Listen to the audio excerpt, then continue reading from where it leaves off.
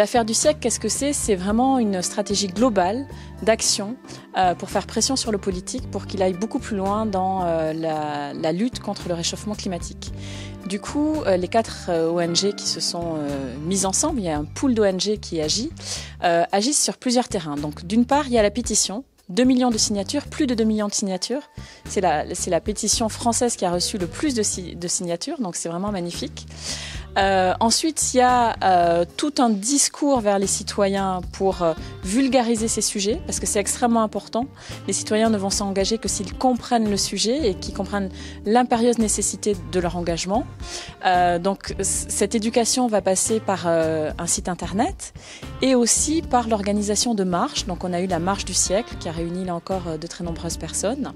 Et puis ensuite, pour faire très fortement pression sur le politique, on lui dit aussi qu'on va aller devant le juge pour demander des comptes devant le juge par rapport à son inaction, l'insuffisance de son action.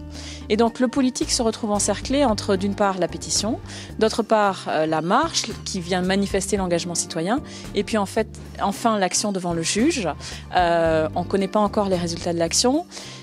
Et de toute façon, si on a un premier échec, c'est pas très grave, parce que sur ce type de sujet, on voit qu'il y a une forme de maturité du contentieux, c'est-à-dire que on va pas forcément gagner dès la première bataille, mais c'est une guerre qui se joue à long terme, et parfois c'est à la 3e, 4e affaire que finalement on va emporter la conviction des juges et donc permettre cela. Donc pour Archipel, ce qui est merveilleux dans ce projet, c'est l'engagement citoyen, le fait de se reposer sur les citoyens, et je pense que la marche du siècle, toute cette stratégie, ce levier exercé sur le politique dans la marche du siècle peut être un excellent modèle à transposer sur l'impérieuse nécessité de s'engager pour la protection des espaces maritimes, parce qu'on ne le sait que trop, les scientifiques ne le savent que trop.